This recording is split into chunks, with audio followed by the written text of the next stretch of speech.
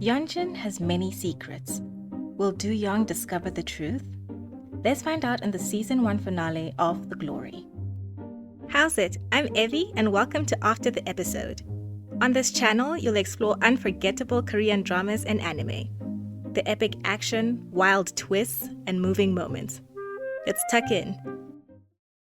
Hae-jung runs to Dong-eun, asking pleasantly for a word.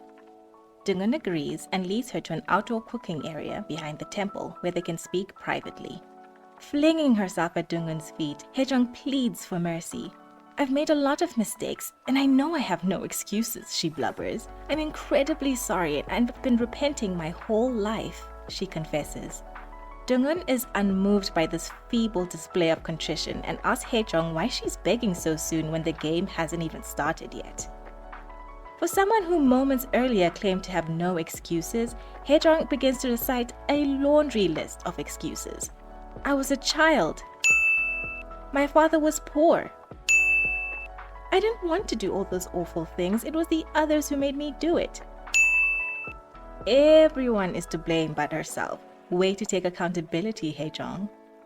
Dong-eun is just like, "From the bottom of my heart, your story."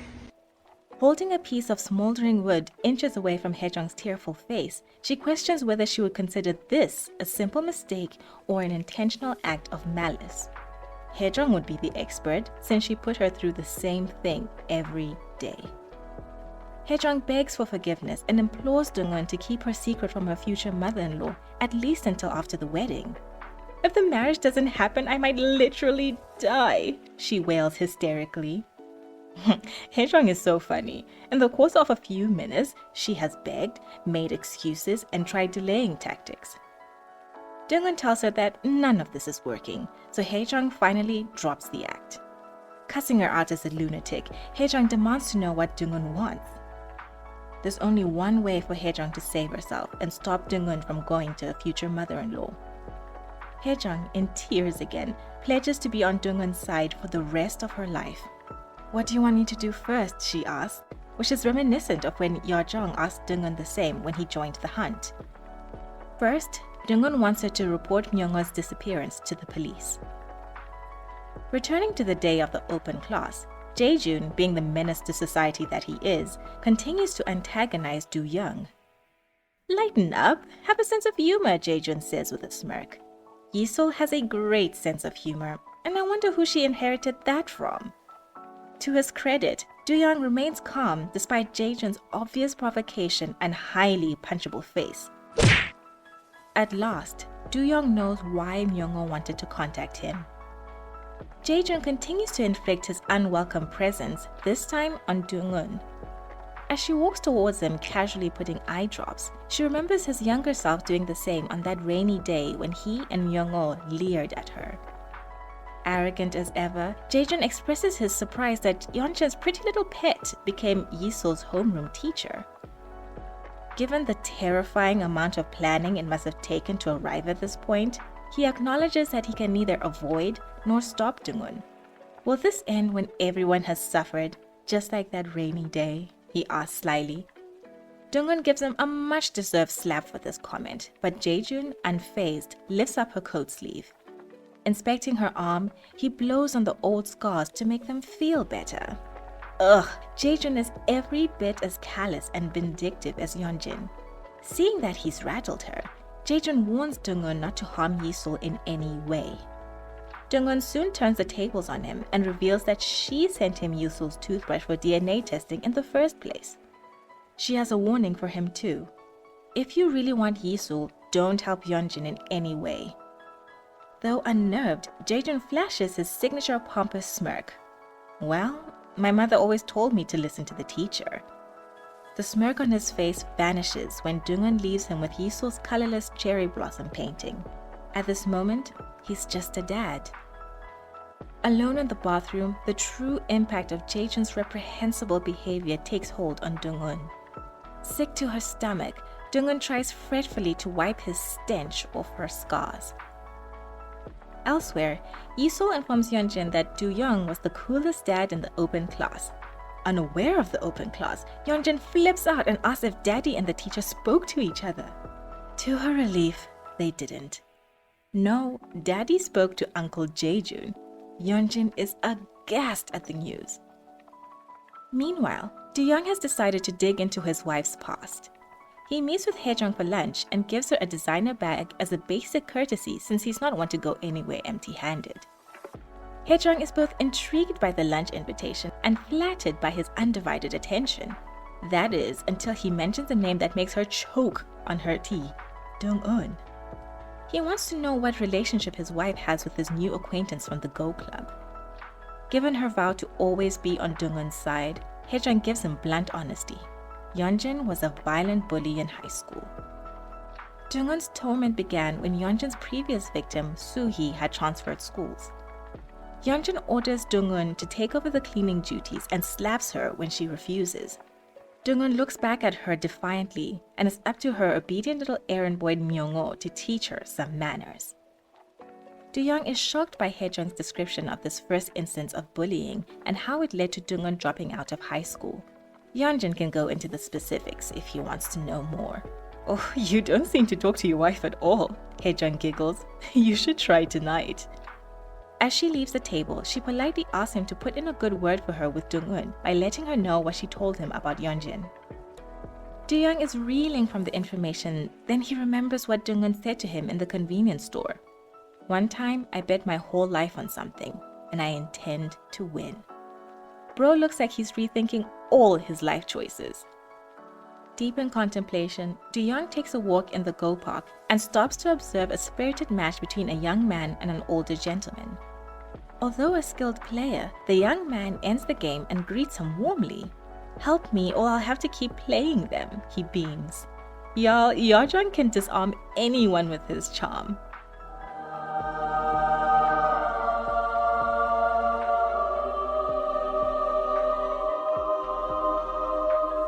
The two sit down to play Go together, but Do-yeong checks his phone so often that Yeon-jin asks him whether his wife is annoyed that he's playing the game. He actually has an important call to make, but he has to organize his thoughts first. Making small talk, Do-yeong inquires about the large bag of snacks that Yeon-jin has with him. "I bought them for someone and I hope she likes it," he says with such sincerity that Do-yeong is like, "Aww." You see, even Do-yeong thinks this man has to be protected at all costs. Anyway, Yeon-jin explains that he just moved to the area to help someone get revenge. Do-yeong thinks this is funny at first, until Yeon-jin creeps him out by describing the intricate process of stabbing someone. Yeon-jin snaps out of creep mode and apologizes, saying that he's been watching too much TV since he doesn't have patience that day. Yeon-jin gives Do-yeong his plastic surgery business card and invites him to visit. Do-yeong takes the card and wishes him luck on his revenge. I think he means it too. Unlike his wife, Do-yeong has a sense of decency. Yeon-jin recounts this meeting with Do-yeong in her apartment, snacks in tow. He describes Do-yeong as tall, put together, with everything he wears being just right. Both Yeon-jin and Jae-jun are a little intimidated by Do-yeong, but Yeon-jin is a good sport about it. Do-yeong is cool and I must have looked like an idiot in comparison, he says playfully. From what Yeon-jin gleaned from their conversation, Do-yeong will probably call Dong-eun in a few days, once he's rehearsed all the questions he has for her. Speaking of uncomfortable questions, Do-yeong has a few for his wife. He walks into his study and Yeon-jin is waiting for him with a flirty smile, which he doesn't return. "Are you friends with Yisul's teacher? Is she the teacher you told me you don't like?" he asks in a serious tone. Breezily, Yeon-jin laughs off the little misunderstanding she had with Yisul's teacher. "How did you sort it out exactly?" Do-yeong persists. "You told me she was insane." Dropping the flirty routine, Yeon-jin tells him off for scolding her in this way. They've been together for 12 years and she knows him well. He likes shiny things. Their marriage is shiny. She is shiny. So he shouldn't try to open a box that ought to remain shut. "I love you so much," Yeon-jin croons. "So believe me when I say that what's inside the box isn't shiny at all." Do-yeong stares at his wife like... Elsewhere, our favorite super spy, Ya-nam, follows two young women from the temple. During their lunch, one woman is enthusiastic about who the shaman matched her with, an old man with the good fortune. It turns out that the old man is the police chief. So the shaman has an arrangement to supply him with beautiful young women? That's nasty work. Back with Yeon-jin, she's at the news station changing outfits when her assistant notices that her foot isn't healed yet. Agitated, Yeon-jin snaps at her assistant for making her wear such scratchy shoes. Her bad mood is about to get even worse because her baby daddy Jae-jun texts that he's waiting for her right outside. Jae-jun has an offer: divorce Do-yeong so that Yi-sol can have a real father and she can have a real husband who knows all about her sordid past but has stood by her all the same. Isn't that love? Jae-jun declares. Oof, may that love never find me. Yeon-jin considers his words, wondering whether she feels the same way. Having never spared a thought about her true feelings for Do-yeong, Yeon-jin has the sudden realization that she is in love with her husband. It took you 12 years to figure that out, Yeon-jin. Bruh. Yeon-jin is taken aback at her own self-awareness, and so am I. Did you think she was capable of such introspection? Let me know in the comments. Needless to say, Jae-jun isn't pleased with the reception of his rather tepid marriage proposal. Outside Jae-jun's clothing store, Do-yeong smiles to herself at how everything is unfolding. Myung-oh is missing, and the desperate cover-up could lead to Yeon-jin's true confession after all. In fact, Yeon-jin is in her closet, frantically cleaning her iconic green heels with hydrogen peroxide when the police chief calls with information for her. From his investigation, Do-yeong is a model citizen, so Yeon-jin asks him to search for Do-yeong's mother since it worked so well in high school. The poorer you are, the more harmful your family is, Yeon-jin muses. The police chief's henchmen find Do-yeong's mother, who seems rather unstable. They're not the only ones who know of her whereabouts. Do-yeong has been keeping tabs on her mother as well and has a spot for her on the wall of tormentors. Speaking of monsters, the man who torments Yeon-jung to this day gets a visit from Yeon-jung's mother. He apologizes for his actions, but Yeon-jung's mother stares back at him with contempt. Unable to maintain the remorseful routine, the psychopath begins to giggle. He doesn't write to Yeon-jung to get his sentence reduced. Prison is pretty cozy with meals and medical attention. No, he writes to her son out of sheer boredom. Yeon-jung's mother screams in anguish at the evil man's words. Yeon-jung is so trapped in his hatred for the psychopath that he uses the man's prison number as the code to his apartment. Back with Jae-jun, he's in his apartment transfixed on Yi-sol's colorless cherry blossom painting when he receives a call from an unknown number. It's the police, and they're looking for Myung-oh. Sara is crashing out over this news and demands to know who among them called the police. Maybe it was Yeon-jin, suggests Hae-jung innocently. She was the one who suggested it to begin with. Jae-jun defends his baby mama, arguing that Yeon-jin wouldn't do something so stupid. Sara then accuses him, which he denies, explaining that the police contacted him because he's Myung-oh's boss. Sara finally runs on Hae-jung, whose feeble denials and deflections convince no one. Hae-jung admits to calling the police out of concern for Myung-oh's well-being, as should they all. Sara loses it. Grabbing Hae-jung by the hair, Sara yells that Myung-oh has a paper trail of her substance use, which the police will surely uncover during their missing persons investigation.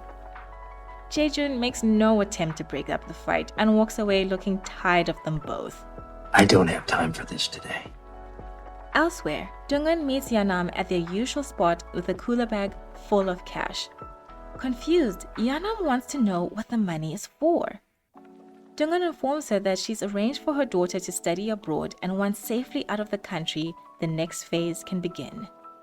Yeon-nam needs to decide whether she still wants to go through with the plan to end her husband's life, knowing that to save her daughter, she must lose her. Yeon-jin, meanwhile, has just arrived at Do-yeong's apartment building and comes to the unpleasant realization that her nemesis has been living directly across from her this whole time. Her husband has decided to call her nemesis to arrange a meeting. Finally, took him long enough. Do-yeong meets with Jung-eun in the Go Park and asks what she would have done if he hadn't called or if he'd lodged a complaint against her since he's got influence. "I know all about your influence," Jung-eun replies. "I'm counting on it." As someone born with all the advantages, the game of Go always came naturally to Do-yeong. This game of revenge, though, is something else entirely. He has questions for Jung-eun and his wife, but he wants to hear her out first, since she claims to be the victim. Back with Yeon-jin, she's gazing at her own house in the distance when she receives a call from the man who'll break the lock on Jung-eun's apartment door. While the man works on the door, Yeon-jin makes no attempt to conceal herself from the security camera and instead grins malevolently at it. Yeon-jin struts into Jung-eun's apartment, shoes on, just as she did all those years ago, when she's confronted with Jung-eun's absolute carnival of crazy. Plastered all over the walls is an impressive collection of stalker pictures of Yeon-jin and her bullying friends. Meanwhile, Yeon-jin is at the hospital morgue and opens Soo-hee's compartment to find it empty. Where is she? Returning to Jung-eun and Do-yeong, she tells him that although she initially learned the game of Go because of him, she grew to love it. It's all about building houses, and in her youth, she had once dreamed of becoming an architect. Jung-eun also confirms that she sent him the photo of them together at the convenience store. "I picked the best looking photo," she says mildly. "That's considerate. Who wouldn't want to look snatched in blackmail photos?" Bracing himself for the worst, Do-yeong asks where she lives. "I know from experience that bracing yourself will do nothing to ease the pain," Jung-eun responds sadly. Back with Yeon-jin, she's having a cig in Jung-eun's apartment while in the midst of another moment of self-reflection. "I shouldn't have bullied Jung-eun," she broods. "I should have just ended her life." Okay. "That's the wrong lesson, Yeon-jin." Behind her, the door opens, and as she slowly turns to face her nemesis, Yeon-jin's evil grin breezes. Standing in the entryway is her husband. How will Yeon-jin defend her actions, and can they finally have an honest conversation? We'll see in my next recap video on Season 2, Episode 1, so check it out. Links are in the description. Thanks for watching, and I'll see you in the next one.